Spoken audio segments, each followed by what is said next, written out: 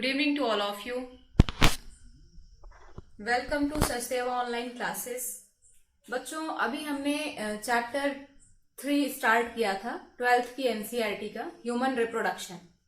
आपने अब तक में आपको कई वीडियोस मिले होंगे जिसमें हमने मेल रिप्रोडक्टिव सिस्टम कंप्लीट किया था। जस्ट लास्ट वीडियो जो आपने देखा होगा उसमें हमने फीमेल रिप्रोडक्टिव सिस्टम का एक ओवरव्यू डायग्राम दिया था। बच्चों, अब हमारा यहां से स्टार्ट हो रहा है फीमेल रिप्रोडक्टिव सिस्टम के सारे ऑर्गन्स। बच्चों ध्यान दीजिएगा, फीमेल रिप्रोडक्टिव सिस्टम के जितने भी ऑर्गन्स या जब तक अभी हमारा फीमेल रिप्रोडक्टिव सिस्टम ये पार्ट कंटिन्यू रहेगा तब तक आपके लिए वो डायग्राम बहुत यूजफुल है जो आज के लेक्चर से पहले आपको जो वीडियो मिला था। प्लीज आप अगर अभी तक आपने उस डायग्राम को नहीं देखा है तो आप एक बार वीडियो में जाकर देखिएगा। डायग्राम आपको एनसीईआरटी में भी मिल जाएगा, सेम वही डायग्राम है, लेकिन उसका एक्सप्लेनेशन पूरा आपको वहां पर मिलेगा। तो आप एक बार जाके जरूर चेक करिएगा।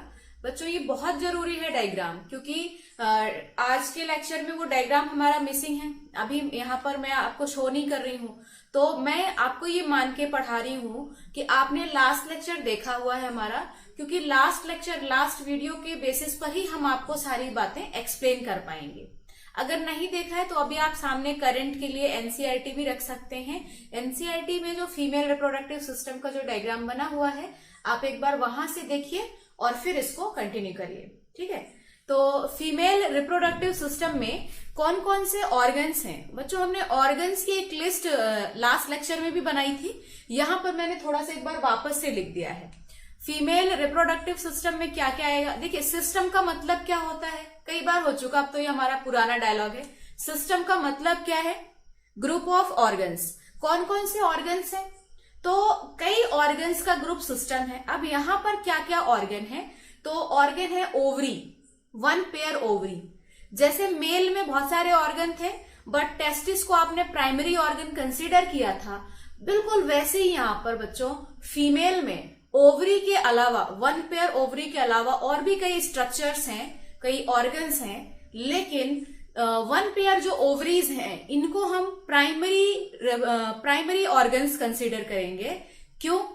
सेम रीजन, प्राइमरी ऑर्गन वो ऑर्गन है जहां पर गैमीट फॉर्मेशन हो।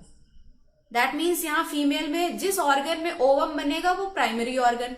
तो ओवरी वो स्ट्रक्चर है जहां पर ओवम बनता है, इसलिए ओवरी क्या हो गया? Primary organ. ओवरी के अलावा एक सबसे जो मिड सेक्शन का पोर्शन है वो होता है यूटरस। यूटरस के अलावा यूटरस से जुड़ी हुई 2 ट्यूब्स होती है साइड में, जिनको बोलते हैं फेलोपियन ट्यूब या ओविडक्ट। इसके अलावा और क्या शामिल है? इसके अलावा और शामिल है सर्विक्स, यूटरस का निचला पोर्शन, वेजाइना, और इसके अलावा 1 पेयर ऑफ मैमरी ग्लैंड। बच्चों, मैमरी ग्लैंड का हम डायग्राम अलग से लेंगे। और एक और पार्ट शामिल है एक्सटर्नल जेनेटिलिया। एक्सटर्नल जेनेटिलिया भी बच्चों हमने जो व्यू भी लास्ट लेक्चर में देखा था वहां नहीं था। एक्सटर्नल जेनेटिलिया को भी हम अलग से रिप्रेजेंट करेंगे।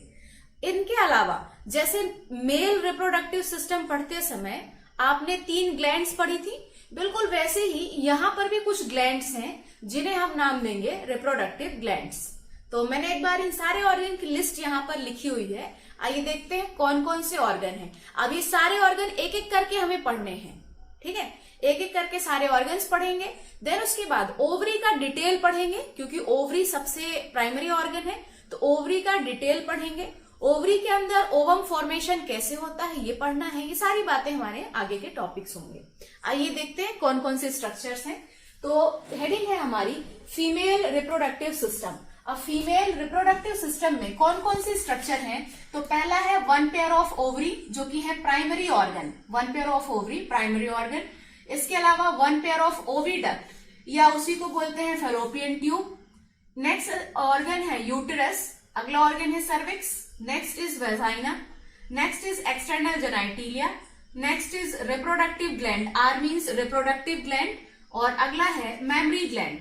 बच्चों, हमने जो डायग्राम देखा था लास्ट लेक्चर में उसमें ये सारे पोर्शन, वेजाइना तक का पूरा पार्ट आपका उस डायग्राम में बहुत अच्छे से आपको दिखाई दिया था, पूरा एक्सप्लेन भी किया था मैंने।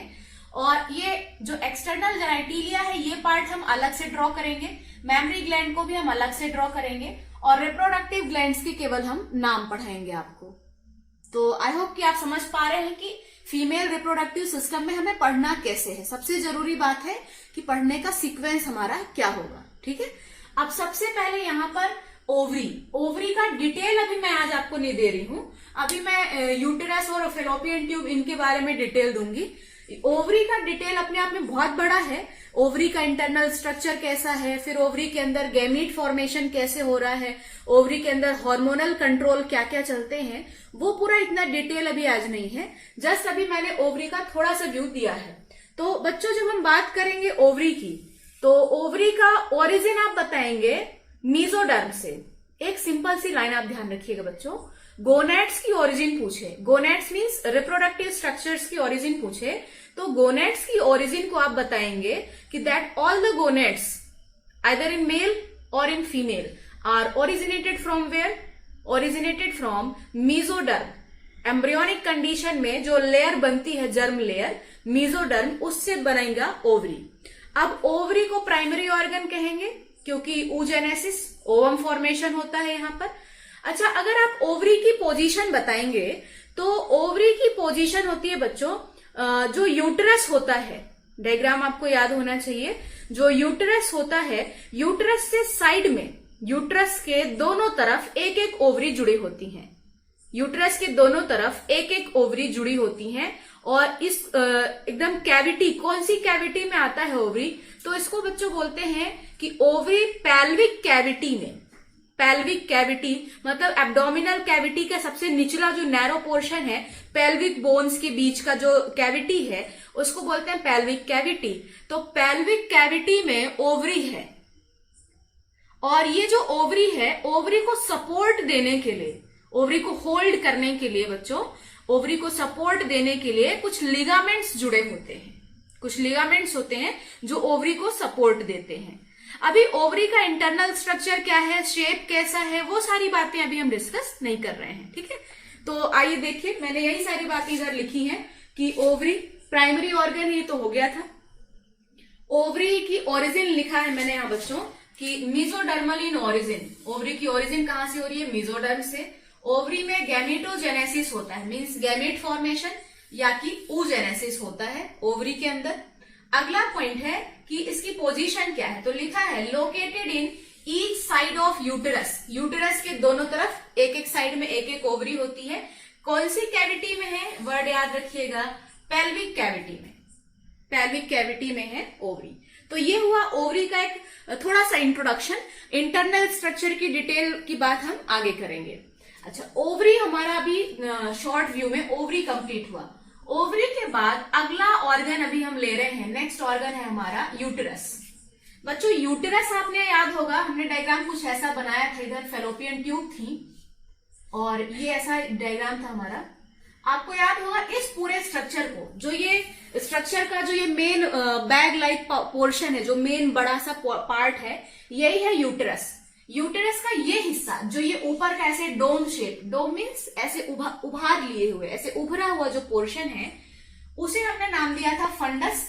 और ये जो बीच का कैविटी है, बड़ी सी कैविटी, इसे हमने नाम दिया था यूटेराइन कैविटी, आपको याद होगा। और कैविटी के बाद जो ये नैरो का सेक्शन था, नैरो पार्ट जो था, इसे हमने नाम दिया था बच्चों सर्विक्स। याद आ रहा है आपको डायग्राम ये? तो यूटेरस में आप पार्ट बोलेंगे कि यूटेरस की जो स्ट्रक्चर है, यूटेरस कैसा है, एक बैग लाइक स्ट्रक्चर है, पेयर में नहीं है। ओवरी, इधर यूटेरस से साइड में ओवरी जुड़ी हुई थी दोनों तरफ, फेलोपियन ट्यूब भी पेयर में है, ओवरी भी पेयर में है, लेकिन यूटेरस कैसी स्ट्रक्चर है, सिंगल, एक ही है। और एक sac, sac SAC, sac means एक पाउच, थैली जैसी स्ट्रक्चर, बैग लाइक स्ट्रक्चर है, कौन, यूटेरस। समझ पा रहे हैं? अब यूटेरस के कुछ और भी नाम है। यूटेरस को बोलते हैं वॉम्ब या हिस्ट्रा, वॉम्ब या हिस्ट्रा। यूटेरस का अगर शेप की बात करें कि कौन से शेप का है, तो जैसे नाशपाती, पियर, उसको अगर उल्टा करके रख दिया जाए तो that means inverted peer shape. जिस तरह से वो इन्वर्टेड करके रखने पर जो आपको शेप दिखाई देगा, कुछ वैसा ही शेप होता है बच्चों यूटेरस का। यानी यूटेरस का शेप कैसा हुआ, इन्वर्टेड पियर शेप। अब यूटेरस की जब आप पार्ट्स देखेंगे तो यूटेरस का जो ऊपर का डोम शेप पार्ट है, जैसे मैंने बताया, इस डोम शेप पार्ट को हमने क्या नाम दिया था, फंडस, या फिर यूटेराइन फंडस वर्ड बोल सकते हैं। फंडस कहिए या यूटेराइन फंडस, ठीक है। और जो मिडिल जो पोर्शन है, कैविटी है, उसे हमने नाम दिया था यूटेराइन कैविटी। और यूटेराइन कैविटी के बाद का जो नैरो पोर्शन था बच्चों, उसे नाम दिया सर्विक्स। सर्विक्स के अंदर का जो स्पेस है ना, सर्विक्स ट्यूब, सर्विक्स के अंदर का space means lumen, space means lumen बोलेंगे। तो सर्विक्स के अंदर का ल्यूमेन कहलाएगा सर्वाइकल कैनाल। सर्विक्स ट्यूब और ट्यूब के अंदर का खाली जगह या ल्यूमेन क्या कहलाएगा, सर्वाइकल कैनाल। और सर्विक्स वाला जो भाग है वो आगे किस में ओपन होता है बच्चों, वेजाइना में। तो आपको पूरा व्यू समझ में आ रहा होगा। अच्छा, अब ये जो फंडस, फिर कैविटी, यूटेराइन कैविटी, फिर सर्विक्स के अंदर कैनाल, और सर्विक्स का जो लास्ट पोर्शन है या जो सर्विक्स अगला ओपन होगा किसमें, वेजाइना में। बच्चों जो यूटेरस पार्ट है, यूटेरस ही वो पार्ट है जहां पर फर्टिलाइजेशन के बाद इम्प्लांटेशन की प्रोसेस होती है। जो जाइगोट बनता है या जो आगे एम्ब्रियो का पूरा डेवलपमेंट चलता है, वो पूरी प्रोसेस कहां होती है, यूटेरस में। और जब पूरा कंप्लीट डेवलपमेंट हो जाता है, पूरा कंप्लीट डेवलपमेंट हो जाता है, तो दैट मीन्स 9 मंथ कंप्लीट होने के बाद या 270 डेज अप्रोक्सीमेटली कंप्लीट होने के बाद जो होता है, तो एक फुली डेवलप्ड चाइल्ड कहां से बाहर आता है, यूटेरस का जो लास्ट सेक्शन था सर्विक्स, उसके अंदर की कैनाल, सर्वाइकल कैनाल, और सबसे लास्ट में वेजाइना, यहां से वो चाइल्ड बर्थ होता है। तो बच्चों सर्विक्स, सर्वाइकल कैनाल और वेजाइना, समझ पा रहे हैं आप। ये जैसे मान लीजिए पोर्शन सर्विक्स, ये सर्विक्स के बाद ये इसका कैनाल, और ये सबसे लास्ट का पार्ट वेजाइना। तो सर्विक्स, सर्वाइकल कैनाल और वेजाइना, इन तीनों को एक साथ बोलेंगे बर्थ कैनाल। बर्थ कैनाल क्यों, क्योंकि ये वो कैनाल है, वो नली है जहां से फुली डेवलप्ड चाइल्ड क्या होता है, बाहर आता है। अच्छा, अगली बात आपने बच्चों पिछले डायग्राम में देखी थी लास्ट लेक्चर में, कि जो यूटेरस की वॉल है, यूटेरस की वॉल में बच्चों कितनी लेयर है, टोटल 3 लेयर है। जो बाहर वाली लेयर है पतली होती है, उसे बोलते हैं पेरीमेट्रियम। जो मिडिल वाली लेयर है सबसे मोटी होती है। यूटेरस कितना मोटा है, यूटेरस की थिकनेस कितनी है, ये डिपेंड करती है मिडिल लेयर पर। और मिडिल लेयर का नाम क्या है, मायोमेट्रियम। मायो वर्ड समझ रहे हैं, मायो वर्ड मसल के लिए यूज होता है। नाम से क्लियर है कि मिडिल लेयर मायोमेट्रियम सबसे मोटी लेयर है, सबसे थिक लेयर है, और किसकी बनी है, मसल्स की। बच्चों जब चाइल्ड बर्थ होता है तो बर्थ के टाइम पर यूटेरस का जो कॉन्ट्रैक्शन होता है, यूटेरस में जो बहुत विगरस कॉन्ट्रैक्शन होता है, बहुत तेजी से जो संकुचन होते हैं, उन संकुचन में कौन सी लेयर का रोल होता है, तो मायोमेट्रियम, या यूटेरस की जो स्मूथ मसल्स है मायोमेट्रियम का, उनका सबसे ज्यादा रोल रहता है। यूटेरस की वॉल में तीसरी और सबसे inner side, inner most layer होती है एंडोमेट्रियम, ENDO, एंडोमेट्रियम। एंडोमेट्रियम भी पतली लेयर है और वैस्कुलर है, highly vascular. Highly vascular means बहुत ज्यादा ब्लड वेसल्स, बहुत ज्यादा ब्लड सप्लाई है यहां पर। Endometrium inner most highly vascular layer है, और during in every menstrual cycle, in each menstrual cycle, the endometrium undergoes cyclic changes.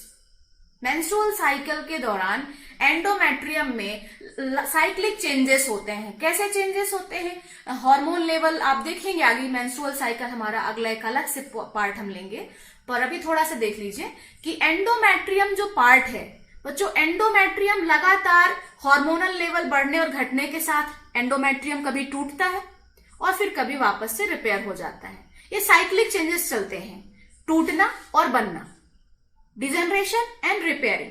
एक साइक्लिक चेंजेस चलते हैं यूटेरस की लेयर में। कौन सी लेयर, एंडोमेट्रियम। बर्थ में कौन सी लेयर का रोल है, मायोमेट्रियम। समझ पा रहे हैं।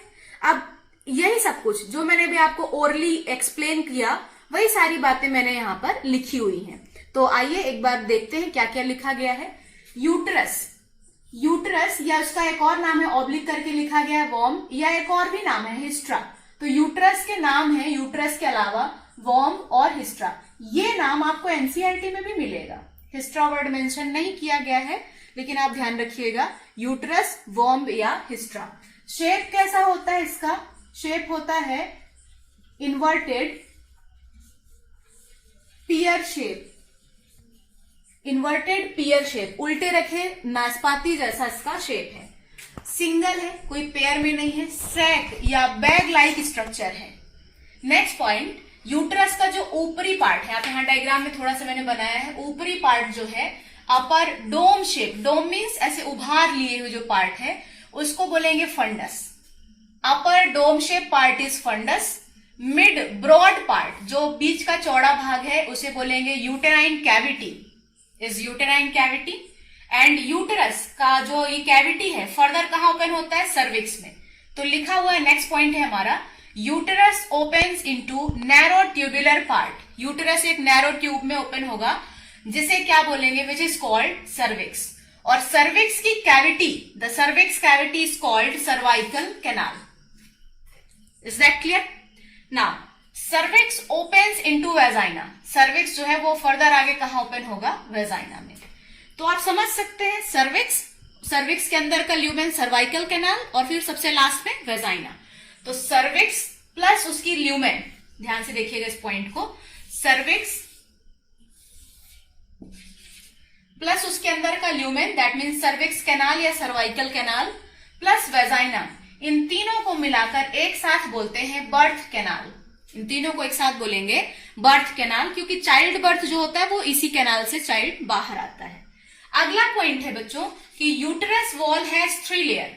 यूट्रस की वॉल में 3 लेयर है। पहली लेयर है पेरीमेट्रियम, जो कि आउटर है, आउटर मोस्ट थिन लेयर है। दूसरी लेयर है मायोमेट्रियम, जो कि मिडिल है, थिक ध्यान रखिएगा, और मस्कुलर, थिक और मस्कुलर लेयर है मायोमेट्रियम। और लिखा हुआ है मैंने कि मायोमेट्रियम के आगे कि causes contractions during birth. Birth के टाइम पर जो कॉन्ट्रैक्शन होते हैं यूट्रस में, वो कौन करता है? मायोमेट्रियम। थर्ड लेयर है आपकी एंडोमेट्रियम। एंडोमेट्रियम के बारे में है इनर और vascular. Vascular means highly vascular, बहुत ज्यादा। वैस्कुलर वर्ड का बच्चों ध्यान रखिएगा, अभी हम प्लांट नहीं पढ़ रहे हैं। वैस्कुलर शब्द आपको बॉटनी में भी मिलेगा, वहां पर वैस्कुलर का मतलब होता है जिनमें जाइलम और फ्लोएम वैस्कुलर टिश्यू पाए जाए।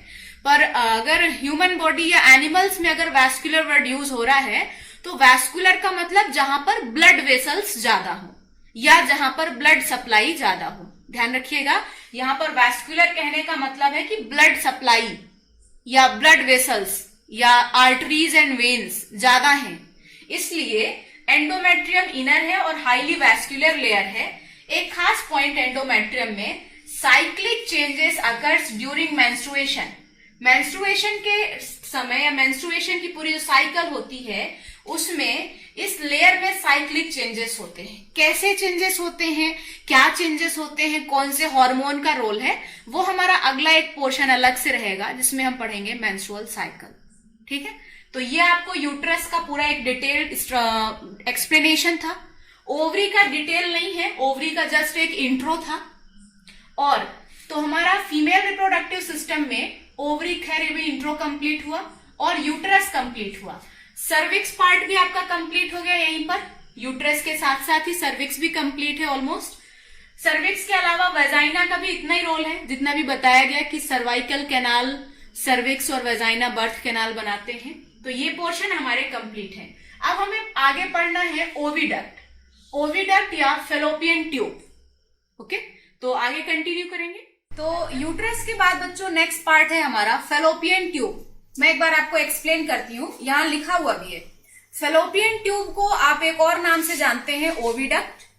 अगर आप बात करें कि फेलोपियन ट्यूब कहाँ से राइज होता है, तो बच्चों आपने देखा ना, यूट्रस से दोनों तरफ से, यूट्रस की दोनों तरफ से एक एक ट्यूब निकलती है। कौन सी ट्यूब? फेलोपियन ट्यूब या ओविडक्ट। अब वो जो फेलोपियन ट्यूब है हमारी, यूटेरस से निकलकर कहां तक फैली होती है?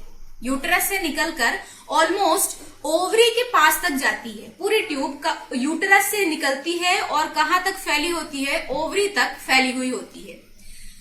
जब आप फेलोपियन ट्यूब या ओविडक्ट का स्ट्रक्चर आप देखेंगे तो आपको इसमें टोटल 3 पार्ट्स दिखाई देंगे। कौन कौन से 3 पार्ट हैं?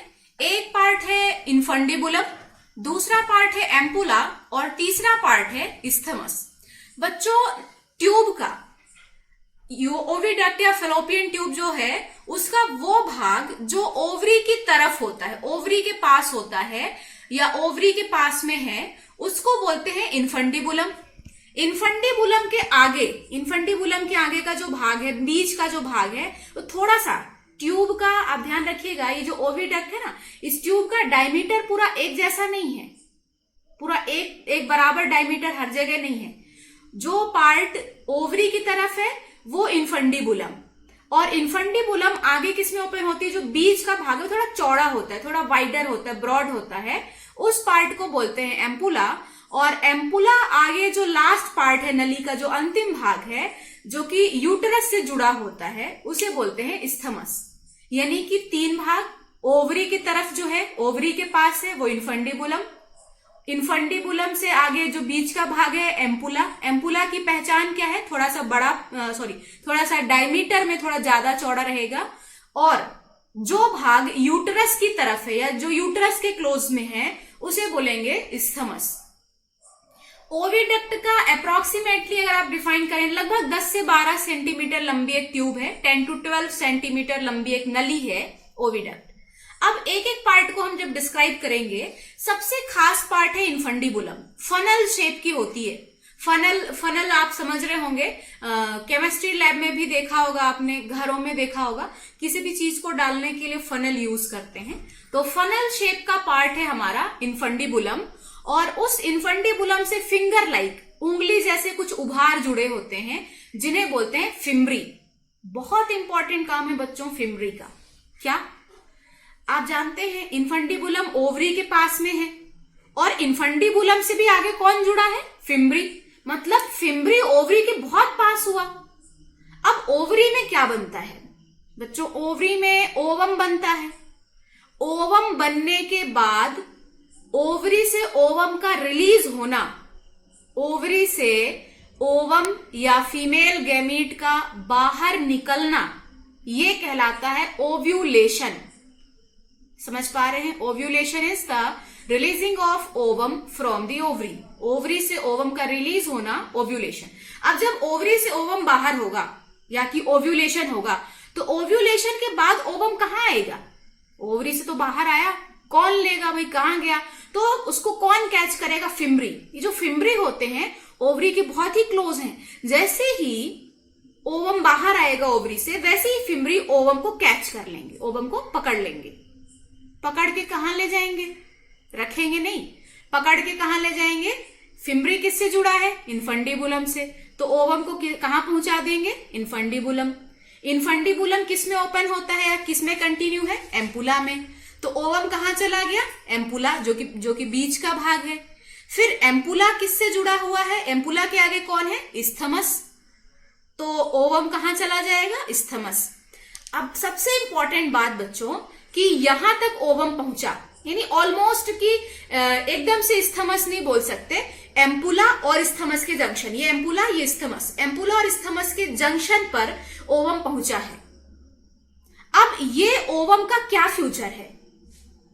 अगर स्पर्म यहां पर मिल गया, मेल गैमीट या स्पर्म, एम्पुला और इस्थमस का जंक्शन, एम्पुलरी इस्थमिक जंक्शन पर कौन बैठा है? ओवम बैठा है, वेट कर रहा है किसका? स्पर्म का। अगर स्पर्म मिल गया तब तो फर्टिलाइजेशन हो गया और आगे की प्रोसेस होगी। क्या होगी वो आगे डिफाइन किया जाएगा बाद में। पर अगर मान लीजिए स्पर्म नहीं आया तो ये जो ओवम एम्पुलरी स्थमिक जंक्शन पर पहुंचा है ये वहीं पर रहेगा। ऑलमोस्ट 24 आवर के बाद ये डिस्ट्रॉय हो जाएगा, अपने आप खत्म हो जाएगा। एम्पुलरी स्थमिक जंक्शन तक पहुंचा ओवम, स्पर्म का वेट कर रहा है। कब तक वेट करेगा? महीनों साल नहीं करना है, एक दिन, लगभग एक दिन 24 घंटे, इसके इतने टाइम में अगर स्पर्म मिला तो फर्टिलाइजेशन हुआ, नहीं मिला तो ये अपने आप डिस्ट्रॉयड हो जाएगा। अच्छा, स्पर्म कैसे पहुंचेगा यहां? आप याद करिए, मेल रिप्रोडक्टिव सिस्टम का पार्ट 6 मैंने आपको जब डिफाइन किया था, तो उस लेक्चर में मैंने आपको लास्ट में 4 टर्म्स बताए थे। एक टर्म था उनमें से सेमिनेशन। सेमिनेशन मीन्स सीमेन का बॉडी से बाहर आना, मेल बॉडी से, और सीमेन के साथ साथ क्या बाहर आएगा? स्पर्म। और अगला टर्म था इंसेमिनेशन। इंसेमिनेशन का मतलब कि कोइटस के दौरान, कॉपुलेशन के टाइम पर जो सीमेन है वो कहां रिलीज होगा? फीमेल रिप्रोडक्टिव ट्रैक्ट में। तो female reproductive tract, that means आपने भी डायग्राम देखा है, वेजाइना में मान लीजिए सीमेन डिस्चार्ज हुआ। अब वेजाइना में वो जो सीमेन डिस्चार्ज हुआ, उस सीमेन में क्या है? स्पर्म है, मेल गैमेट। वेजाइना से वो स्पर्म कहां जाएंगे? सर्विक्स में। सर्विक्स से कहां मूव करेंगे? यूटरस की कैविटी में, फिर फंडस वाले भाग में, और फिर फंडस वाले भाग से मूव करके कहां पहुंच जाएंगे? एम्पुलरी स्थमिक जंक्शन पर। अब जिस टाइम पर स्पर्म एम्पुलरी स्थमिक जंक्शन पर पहुंचा, उसी टाइम पर ओवम भी वहां पहुंचना चाहिए, यानी ऑलमोस्ट उसी ड्यूरेशन में, क्योंकि ओवम अधिकतम कितना टाइम तक वेट करता है? 24 आवर। स्पर्म का लाइफ आपको मालूम है कितना? 24 से 48 आवर। तो केवल 1 से 2 दिन ही ऐसा टाइम रहता है जिस ड्यूरेशन में, अगर ये इसी ड्यूरेशन में, दैट मीन्स अभी ओवम भी पहुंचा है कुछ घंटे पहले, सरवाइव कर रहा है, अभी डेड नहीं हुआ है, और उसी बीच में स्पर्म भी आ गया, तब फर्टिलाइजेशन होगा, अदरवाइज नहीं होगा। समझ पा रहे? चलिए, फिलहाल अभी हम बात करते हैं फैलोपियन ट्यूब या ओविडक्ट टॉपिक है, उसको मैंने जितना आपको एक्सप्लेन किया अभी तक, वही पूरा पार्ट यहां पर लिखा हुआ है, आप एक बार नोट करिएगा, आप भी देखिए। फैलोपियन ट्यूब या उसी को मैंने नाम दिया है ओविडक्ट। क्या लिखा हुआ है? वन पेयर स्ट्रक्चर है, लिखा हुआ है attached from each side of uterus, uterus के दोनों तरफ से जुड़ी होती है, and extends to periphery of each ovary, और दोनों ही तरफ की ओवरी के पेरिफेरल पार्ट तक फैली हुई होती है, यूटेरस से निकलकर ओवरी की तरफ तक फैली रहती है। लगभग 10 to 12 सेंटीमीटर लंबी ट्यूब है। 3 पार्ट्स है इसमें। पहला पार्ट है इन्फंडिबुलम। इन्फंडिबुलम फनल शेप का है, तो लिखा हुआ है फनल शेप स्ट्रक्चर, और ओवरी के क्लोजर पार्ट है, तो इन्फंडिबुलम को लिखा है the part which is closer to ovary. Ovary के पास वाला भाग इन्फंडिबुलम कौन से शेप का है? Funnel shape. अगला खास point, finger like projections. Finger like projections arise from infundibulum. Infundibulum से फिंगर लाइक प्रोजेक्शन है, जिन्हें क्या कहेंगे? Called as fimbriae. After ovulation fimbriae catch the ovum. Ovulation के बाद ओवम को कौन कैच करेगा? फिम्ब्री। ठीक है। नेक्स्ट, दूसरा ट्यूब का दूसरा पार्ट है एम्पुला, जो कि मिड पार्ट है, बीच का। ब्रॉड या वाइडर पार्ट है, मतलब कि इन्फंडिबुलम और स्थमस के कंपेयर में एम्पुला वाला पार्ट ज्यादा चौड़ा पार्ट है। नेक्स्ट पार्ट है स्थमस, लिखा हुआ है टर्मिनल। टर्मिनल मीन्स अगर आप इन्फंडिबुलम को पहला पार्ट मानेंगे ट्यूब का, तो सबसे अंतिम भाग होगा कौन? स्थमस। तो टर्मिनल पार्ट नैरो है, क्योंकि एम्पुला थोड़ा चौड़ा था, तो एम्पुला के बाद आ रहा है नैरो पार्ट, और ये किसके क्लोजर है? यूटरस के, यानी जो भाग यूटरस के पास में है वो स्थमस, जो भाग ओवरी के पास में है वो इन्फंडिबुलम। तो ये हो गया ओविडक्ट। अब एक खास बात मैंने लिखी है कि ovum is catched by fimbriae. Ovum को किसने कैच किया? फिम्ब्री ने, एंड देन पास्ड टू, और उसके बाद फिम्ब्री से ओवम आगे कहां जाएगा? Passed to infundibulum. इन्फंडिबुलम से आगे जाएगा एम्पुला, और फिर आगे जाएगा स्थमस। एक खास पॉइंट, स्टार पॉइंट है हमारा, कि ampullary isthmic junction. Ampullary isthmic junction means बच्चों, एम्पुला और स्थमस का जो जंक्शन पॉइंट है, मतलब जिसे आप प्रॉपर एम्पुला नहीं कह सकते, प्रॉपर स्थमस नहीं कह सकते, दोनों के बीच का जंक्शन मान सकते हैं, is the site of fertilization. Ampullary isthmic junction को फर्टिलाइजेशन का स्थान, फर्टिलाइजेशन की जगह मानते हैं। वो जगह जहां पर ये ओवम भी पहुंच गया है एम्पुलरी स्थमिक जंक्शन पर, वेट करेगा, वहीं पर स्पर्म आएगा, और वहीं पर क्या होगा? दोनों गैमेट का फ्यूजन, मतलब फर्टिलाइजेशन। तो बच्चों ये थी बात हमारी ओविडक्ट की। फीमेल रिप्रोडक्टिव सिस्टम में हमने क्या क्या पढ़ा? यूटेरस पढ़ा, सर्विक्स पढ़ा, फेलोपियन ट्यूब या ओविडक्ट पढ़ी। अभी क्या क्या पढ़ना बाकी है? ओवरी। मैडम ओवरी तो हो गया? नहीं, ओवरी का थोड़ा सा व्यू लिया था हमने, अभी ओवरी बहुत डिटेल में है, तो भी ओवरी पढ़ना है। ओवरी के अलावा एक्सटर्नल जेनाइटिलिया पढ़ना है। कुछ ग्लैंड है, जैसे मेल में आपने 3 ग्लैंड्स पढ़े थे, वैसे फीमेल में भी कुछ ग्लैंड है, ग्लैंड्स के बारे में पढ़ना है। और एक अदर ऑर्गन है मैमरी ग्लैंड, उसको पढ़ना है। तो सबसे पहले हम क्या पढ़ेंगे? सबसे पहले हम पढ़ेंगे, इन सबसे स्टार्ट में हम डिस्कस करेंगे ओवरी। ओवरी का इंटरनल स्ट्रक्चर, ओवरी के अंदर क्या क्या बनता है, ओवम का फॉर्मेशन कैसे होता है, ये हमारा टॉपिक होगा। ओवरी के बाद हम पढ़ेंगे एक्सटर्नल जेनाइटिलिया, दैट मीन्स वेजाइना के आगे क्या है, एक्सटर्नल जेनाइटल पार्ट। और उसके बाद ही हम उसी के साथ जोड़ लेंगे रिप्रोडक्टिव ग्लैंड कौन सी है।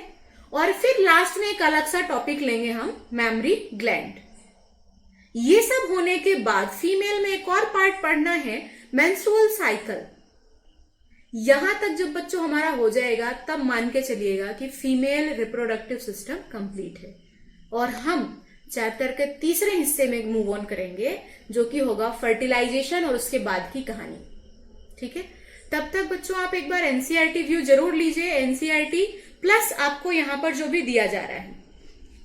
एक लास्ट में आपसे एक बात और कहनी है कि जो बच्चे हमारे ड्रॉपर हैं या जो बच्चे हमसे साल भर पढ़ चुके हैं, उन बच्चों को नोट्स बनाने की जरूरत नहीं है, उनके पास है।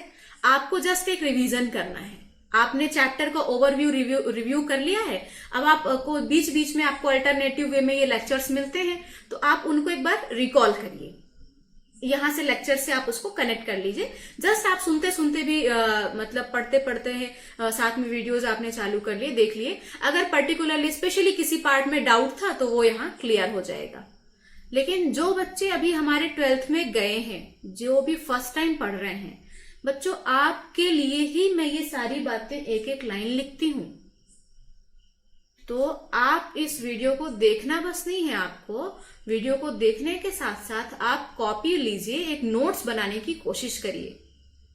बहुत जरूरी है, सिर्फ वीडियोस देख के अगर आप छोड़ देंगे तो आपको समझ नहीं आएगा, इसलिए लिखना भी आपके लिए जरूरी है। और ये मैं आपके लिए ही इतना लिखती हूँ, अदरवाइज तो मैं सीधे एक्सप्लेन करके निकल जाऊं, डायग्राम लूं, एक्सप्लेन करूं और निकल जाऊं। ये जो आपको आपके लिए, ये उन बच्चों के लिए सबसे जरूरी है जो मैं एक एक लाइन लिख के यहाँ दे रही हूँ, जो बच्चे भी फर्स्ट टाइम 12th में गए हैं, जो फर्स्ट टाइम इस चैप्टर को पढ़ रहे हैं, जिनके पास वेल डिफाइंड नोट्स नहीं है, तो बच्चों आपको ये प्रॉपर नोट्स भी बनाने चाहिए। ठीक है, ओके, थैंक यू।